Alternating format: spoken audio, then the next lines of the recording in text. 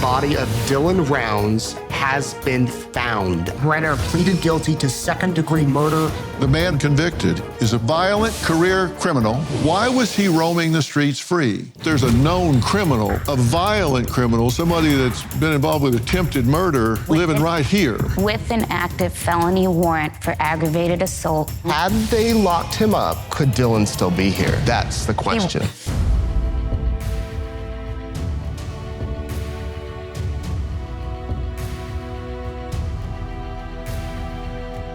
19-year-old Dylan Rounds had a sweet smile and disposition to match. His mom says he had a work ethic you just don't find in most young people today. He cared more about working on his farm than playing video games. That farm that he had worked so hard to buy is also where he mysteriously vanished and where his parents believe he was brutally murdered.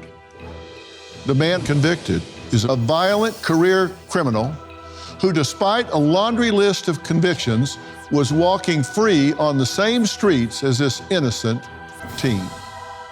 This is Dylan Rounds, and he is currently missing out of Lucin, Utah, and his family needs your help if you're from the Idaho, Utah, Nevada area. Some breaking news in the Dylan Rounds case. James Brenner, the man who was squatting on property near Dylan's farm out in Lucin, Utah, was charged today with murder. James Brenner is charged with aggravated murder and desecration of a human body. He limped into the courtroom wearing an orange jumpsuit, handcuffs, and cuffs around his ankles. We have some breaking news to bring you right now. The body of Dylan Rounds has been found. Dylan Rounds, his remains have been found in the remote area of Lucin, Utah. As part of a plea agreement, Brenner led the investigators out to the site where the remains were, and they have been recovered. Brenner will serve 3 to 30 years in prison for killing the young man from Idaho and dumping his body in the remote Utah desert. Brenner pleaded guilty to second-degree murder and 2 counts of possession of a firearm by a restricted person. Brenner had nothing to say during the sentencing hearing today. Brenner had an outstanding warrant for allegedly beating a man with a lawn chair. He had also served time for attempted murder. Why was he roaming the streets free? Across America, woke lawmakers, mayors, prosecutors, and judges have lost control of their towns and cities. They're implementing no cash bail and not holding convicted criminals accountable. Chaotic scenes from Oakland, California, a city now notorious for its violent crime. Oakland Mayor Sheng Tao, who's been in office just 1 year, already facing a recall from dissatisfied voters. Police say they're working alongside community members and law enforcement partners at all levels to deploy resources strategically to combat criminal activity. A violent carjacking spree, the latest senseless crime to rock the nation's capital. Mohammed, a Grubhub delivery driver, has seen and experienced enough. Many blame what they see as lenient laws that put repeat offenders back on the street, as well as a drop in arrests and prosecutions. Well, that is all too typical. The justice system has seemingly gone soft. It is putting perpetrators' rights ahead of victim rights. When you look at Dylan's photo, you may be reminded of your own sons. His mother, Candice, says her child paid the price of our country's flawed justice system with his life. And all she has left of him is a pair of his blood-stained boots. My son is Dylan Jamie Rounds. At the age of 18, Dylan was able to purchase 620 acres to start his own farm. That's how passionate he was about it. He was a very hardworking kid. From the time he was little, that's what he wanted to do. He wasn't your typical teenager. Dylan was last seen on May 26, 2022. He spoke with his grandmother on May 28th. Dylan was moving his truck to the shed because it was raining. The property that the shed is on is also where James Brenner was squatting. On May 30th, we found out that nobody in the family had spoken to Dylan, so we all headed to his farm, and I reported him missing on the way to his farm. When we got to Dylan's farm, it was so unusual that he was not around. We knew there was something off. It was the beginning of a nightmare immediately. 2 hours into the search and rescue called Justin and I over, Dylan's father, because they'd found a pair of boots behind a dirt mound. We both looked at those boots and looked at each other, and our hearts dropped. We knew instantly they were Dylan's boots. There was a spot on them that appeared to be blood. James Brenner moved over after Dylan had already purchased his land and started working it. He was not the type of man that would make the hair on the back of your neck stand up. Come to find out about James Brenner, he has a violent past that stretches from Maine to Nevada and back to Utah. He served time for attempted murder before. After finding out about James Brenner's violent past, everything made a little more sense in our son's disappearance. It felt like I should have known. As a mother, you feel like you should know. Brenner had a felony arrest warrant in Box Elder County from 2021. I get very frustrated with knowing these criminals that are walking free because warrants are not executed, and that is what led to our son's homicide. Well, joining me now is Dylan's mother, Candice Cooley, as well as Nate Eaton, a reporter for East Idaho News, who has been covering this case from the ground since day one. Thank you both for being here. And Candice, I'm glad to meet you, but I'm really sorry for the circumstances. Yes. It was May 28th, 2022, that Dylan called his grandmother, right? Correct. And that was the last time anyone heard from him. Correct. He tried to call James Brenner after he hung up with his grandma, but he didn't answer to let him know he was bringing the truck onto the property. Okay. You say that the investigation has just been a nightmare. Yeah, I would say lack of investigation. On the first day is when Dylan's boots were found. The very first day, and they were literally thrown on the back of a side-by-side, and everybody shrugged their shoulders and just kept moseying around. Really? Yeah, it was an hour and a half into the search and rescue found him. And the search and rescue team was amazing, right? That's when the sheriffs that were there should have taken over, with blood on his boots especially. But they didn't. No, and they were talking to Brenner and just moseying around. It was so strange.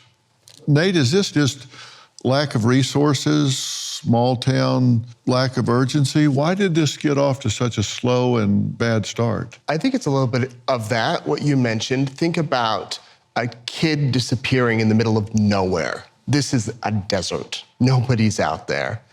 He disappears. 2 or 3 days go by. Candice contacts me as a news company and says, please do something. Get the word out. My son is gone. Then they find his boots by a pile of dirt, and on those boots is blood. I mean, you would think that the urgency there would have been escalated a little bit, but still nothing. You know, here's a map of the area, and you're saying that Brenner was kind of squatting on this land, right? Correct. He had a camper here, and how far is it to here behind this rock that his boots were found? What's that distance across there? It's not very far, maybe 70 yards, and it's a big dirt mound is what it is. Okay, so all they have to do is punch up one thing to discover that there's a known criminal, a violent criminal, somebody that's been involved with attempted murder. With an active felony warrant for aggravated assault in the county of Box Elder. But yet nobody says, No. might want to talk to this person. Oh, they talked to him like he was their friend. Okay. It wasn't even about questions about like, when's the last time you seen Dylan, really stuff like that. It was like general chit chat about the weather, and it was bizarre. Wow.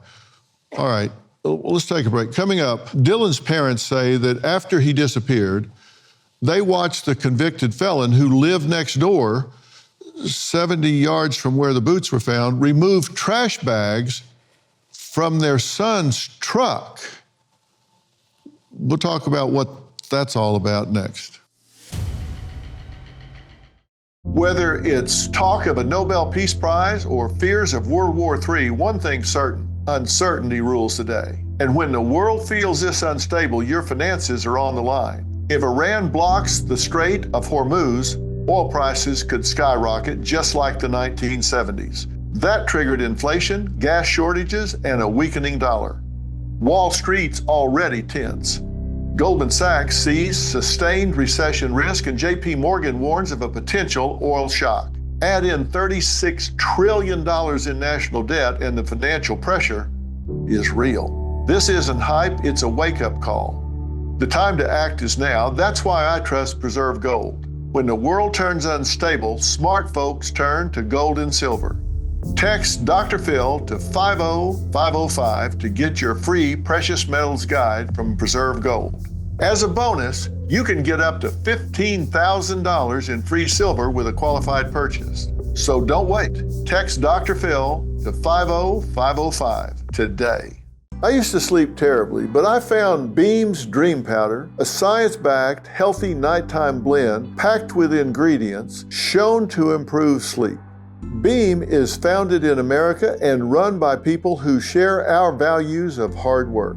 Their Dream Powder is made with a powerful blend of all-natural ingredients: reishi, magnesium, L-theanine, apigenin, and melatonin. Here's the deal.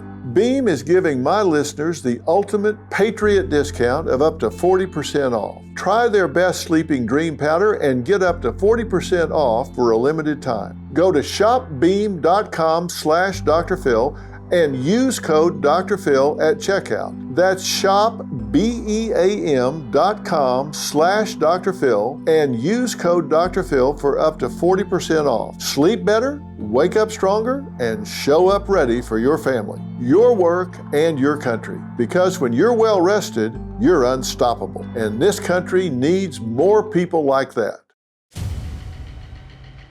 Last night it was announced, it was filed that James Brenner, a man from North Dakota originally, is charged with one count of aggravated murder, a first-degree felony in Utah, and one count of abuse or desecration of a human body, a third-degree felony. On or about May 28th, 2022, the defendant did, one, intentionally or knowingly cause the death of another. James Brenner has a violent history.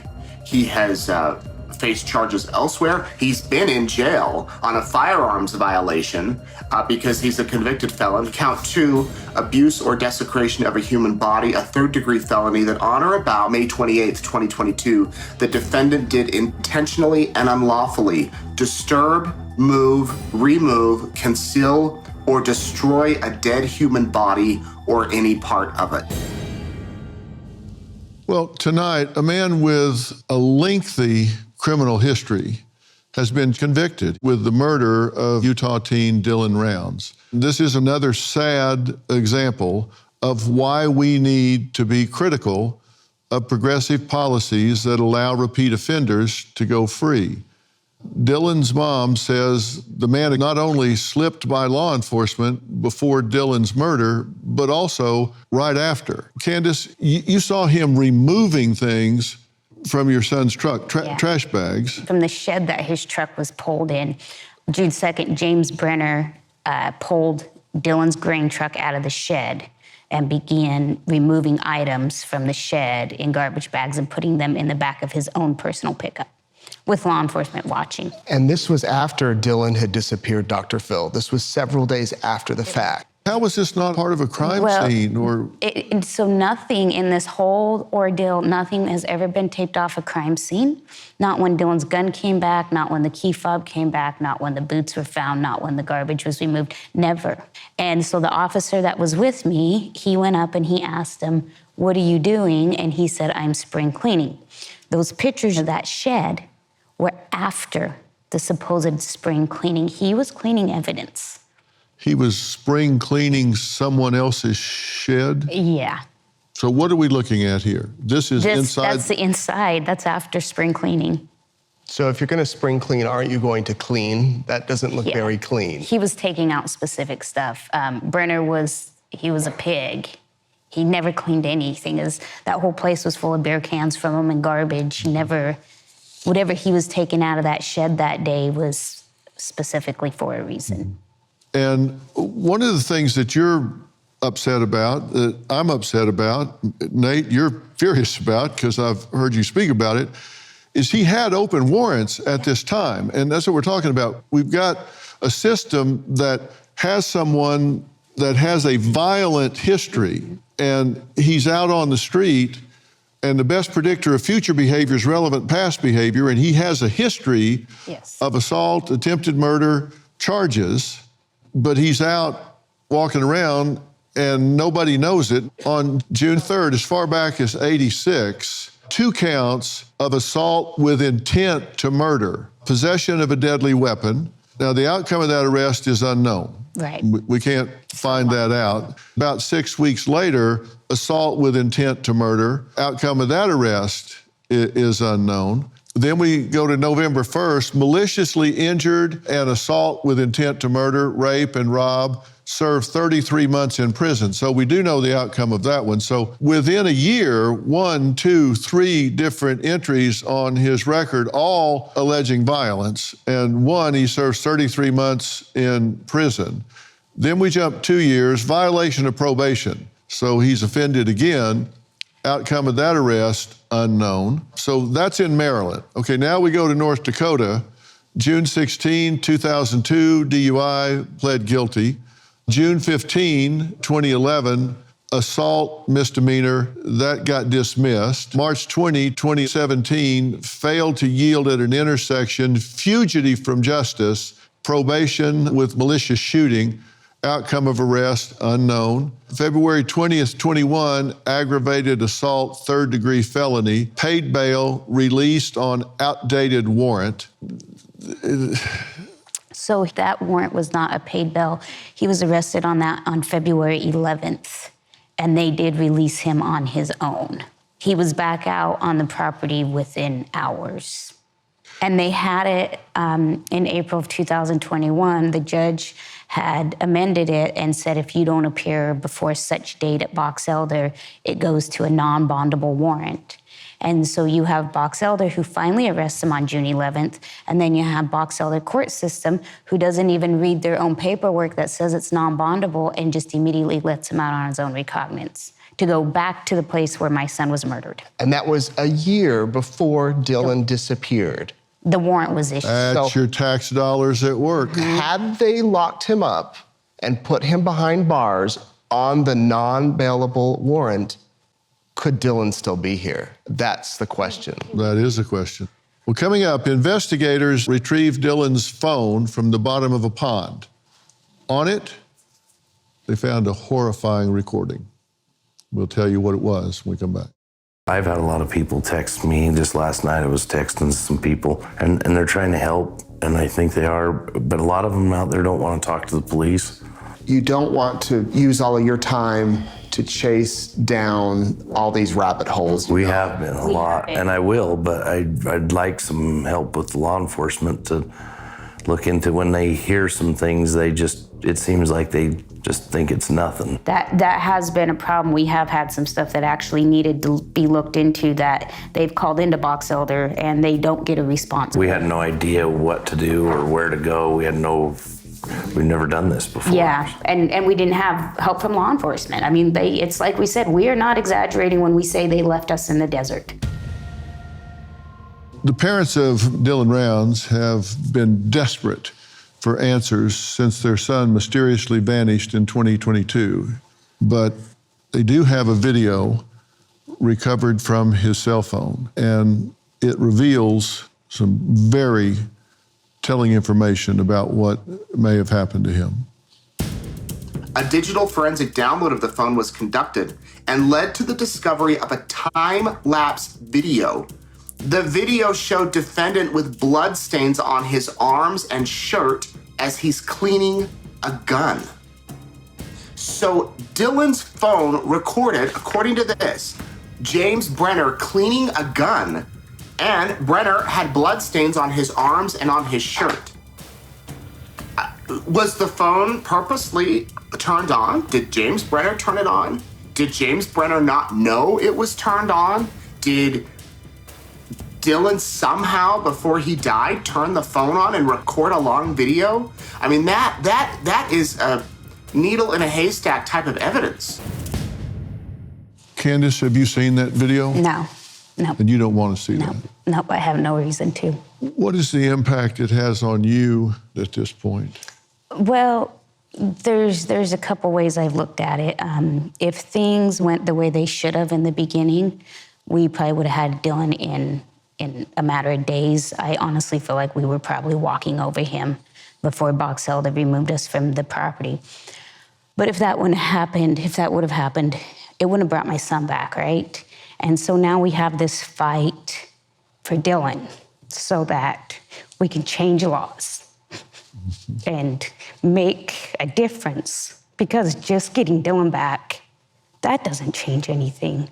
It's going to continue to happen to other families until people stand up, and you don't know if the person sitting next to you is a violent criminal. You don't know if they have a warrant, and with law enforcement not doing their job, and then when they do, the justice system working against them and just releasing them, what does it do just to say we could have had Dylan back? Let's make a change. It's not unusual. The killer will try to trade the information for some lesser sentence or certainly some consideration. Do you think Brenner has or will try to make that kind of a trade? We will not make a trade that gives that man any chance of getting out. People see him, that one video that Nate filmed when he went to court with us, that he looks weak and he's meek and it's all an act. The man is strong and he's a big burly guy. Yeah, he's lost weight because he's in jail, but the limp and the twitching eye, it's all an act. If he is let out, even in 15 years, he's gonna turn to crime, right? Because he doesn't have any family, he doesn't have anybody to go to. He's gonna get stuck in a halfway house, and then he's gonna go harm somebody else to get what he wants, and we will not make a deal with the devil. We talk about this progressive court system where the basic argument from that point of view is that the system has failed the criminal. But we have to talk about whether criminals will reoffend or not. And according to the U.S. Bureau of Justice, 52% of people on probation in 2020 were felons. And federal offenders with violent priors are more likely to recidivate than nonviolent. And 53% of people arrested for murder had prior convictions. And 67% of federal violent offenders who are released get rearrested. So that's 2/3. And has the system failed these people in some way? Maybe it has. But my point is, you have to suppress the behavior before you try to rebuild the individual. It may be that the system has failed them, but you cannot take these people and release them on an unsuspecting, innocent society without telling anybody and expect there to be a good outcome. You have to suppress the behavior unless and until you are at a position where you can say, I can predict they're not going to reoffend. And unless you have empirical data to say that, you are turning known predators out onto innocent people. This is not hard math. Coming up, Candice says she searched her son's truck and home herself, and what she found chilled her to the bone. That's next. Homeowners, when's the last time you checked on your home title? If your answer is never, then this is for you. Scammers are stealing titles and your equity is the target.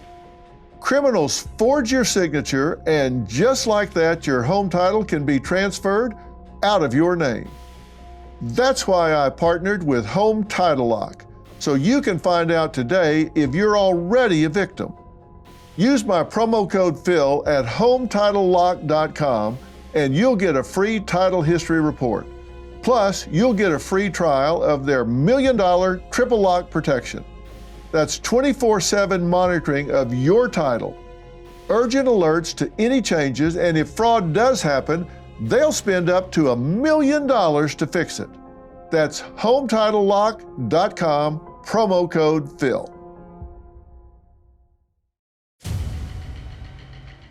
On the first day of the search, we broke out the back window of Dylan's pickup to try to locate his guns.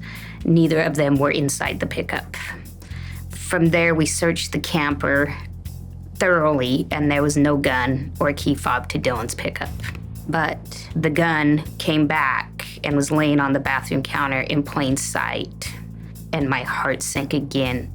How did it come back?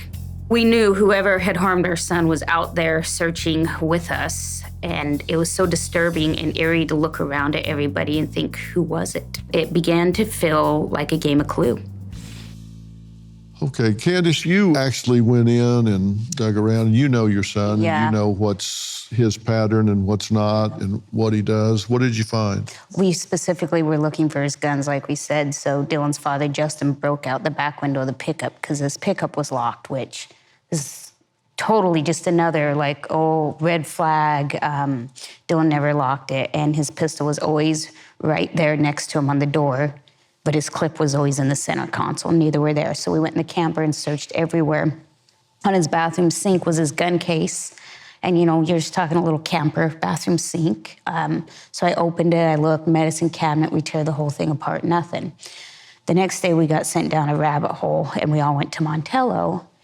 And that would have been Tuesday. On Wednesday, Dylan's little brother and best friend went into his camper and they called and said, do you want me to bring you Dylan's pistol? And I was like, what? Now, mind you, they did not know we were looking for it because they didn't enter until later. They had no clue we were looking for his guns. And it was laying right there by the gun case with the clip out of it on the bathroom counter. And Dylan never would have taken that out of his pickup, ever. So we bagged it up, and it just, we were so distraught, and we were, you know, no help, no guidance. And so we're all just kind of running through scenarios in our head, like, who did this? We had a bunch of the locals out.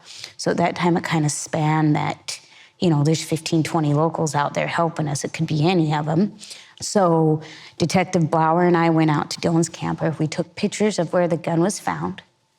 And then the next day, we go out, and we're in and out of Dylan's camper. We were just everywhere. We were desperate, right? Did we miss something? And the key fob to Dylan's pickup is sitting in the same exact place. And at that point, that just kind of confirmed everything to me. So somebody brought those items back. You're there, you looked in that spot, and you don't miss a gun. No, especially when you're specifically looking for it. And like I said, then we have the proof from the sheriff's office because they took pictures the next day, key fobs in the same exact spot.